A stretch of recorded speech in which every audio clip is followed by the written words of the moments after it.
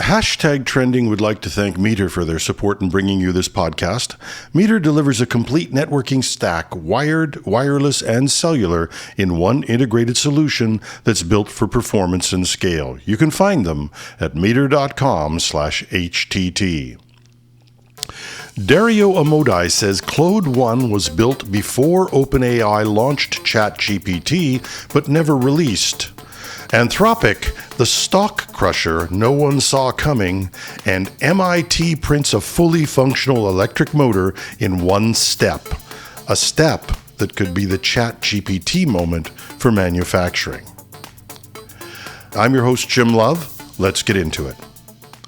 If you saw the recent photo from the AI event in India that happened last week, you probably noticed something small but telling. There were around 18 tech leaders who stood on the stage with their hands raised, most of them clasping the hands of the person beside them in a show of unity. They sort of looked like they were going to take a bow. But two of those people did not clasp hands. Dario Amodei and Sam Altman both had their hands in the air, but they weren't, unlike everyone else, holding on to each other's hands. Now, this might seem like nothing, but after hearing Amodei's recent podcast interview, the distance makes more sense. In that interview, the Anthropic CEO reflected on his time at OpenAI, and he made clear that concerns about scaling and safety were already serious well before the public leadership turmoil in 2023.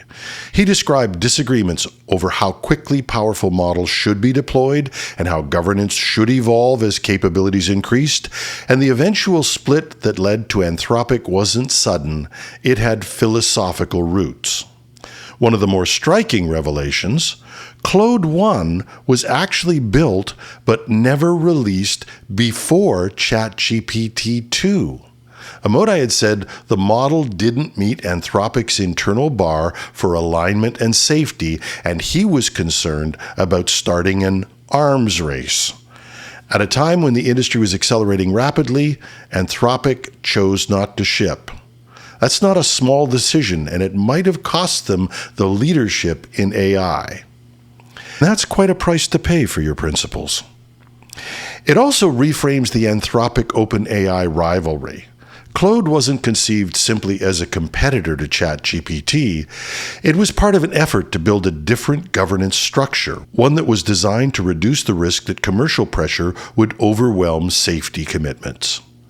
So it turns out the real tension in AI may not be model versus model. It might be speed versus restraint, at least initially. There have been criticisms of Amodei and Anthropic as time went on, and maybe they didn't want to miss that window yet again. As these systems grow more capable, the divide may matter more than who holds hands on stage. We'll post the full interview in our new Best of YouTube page at technewsday.com or technewsday.ca. For a company that many still think of as the smaller AI competitor, Anthropic has been shaking markets with uncanny force. 3 recent product pushes, Claude Cowork, Claude Code Security, and tools aimed at legacy computing like Claude for COBOL, all hit major tech and software stocks hard in a short span.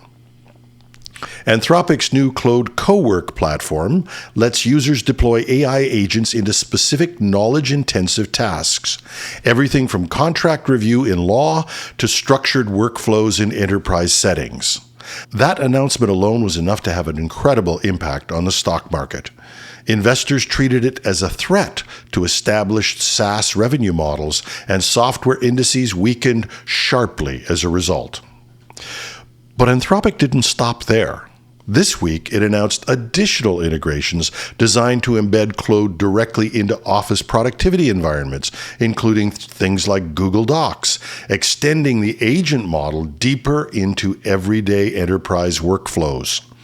That matters, because once AI moves from being a chatbot to becoming part of document creation, review, compliance, and even collaboration systems, it stops being an experimentation and starts looking like an infrastructure. Then came the security shock. Claude Code Security, a feature that uses the Claude model to scan code bases for vulnerabilities, triggered a sell-off in cybersecurity stocks. Stocks of major defenders like CrowdStrike and Zscaler dropped around 10 to 11% after the tool was revealed.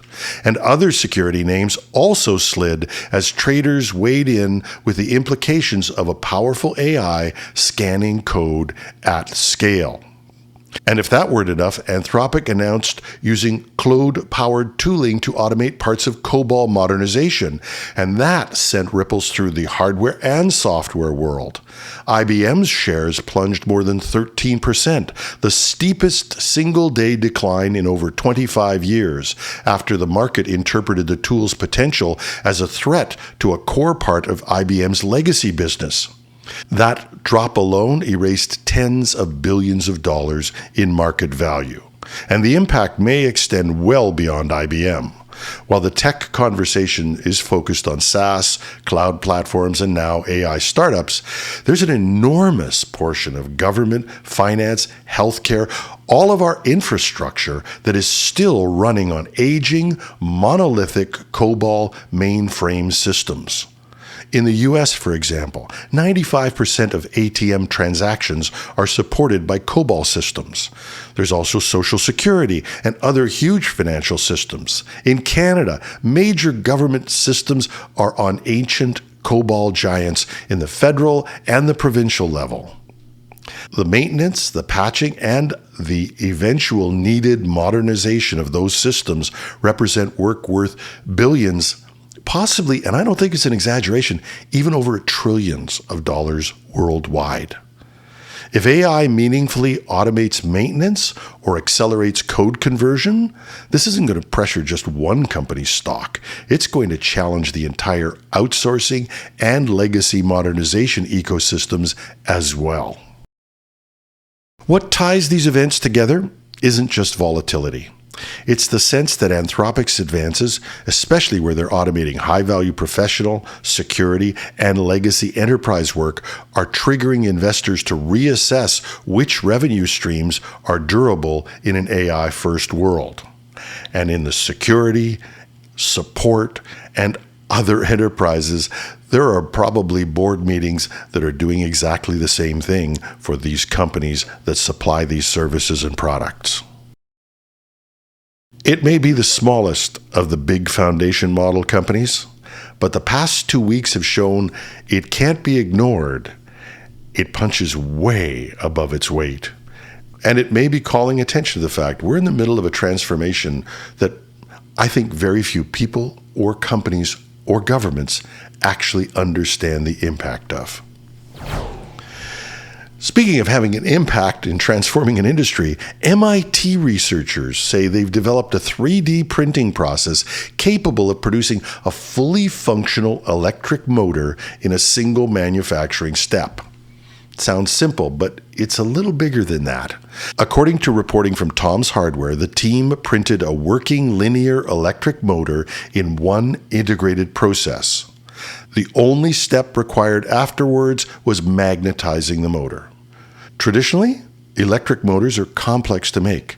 They require multiple materials, separate fabrication stages, precise winding of copper coils, laminated cores, and of course, careful assembly.